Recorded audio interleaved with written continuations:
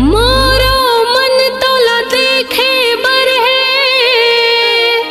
फिर हावे मोर मजबूरी।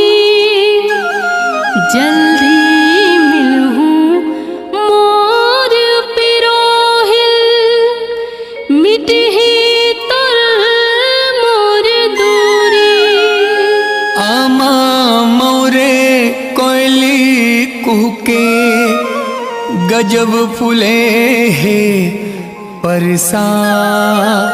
ये मन मोहनी मोर दीवानी, औ तेझिन तरसा।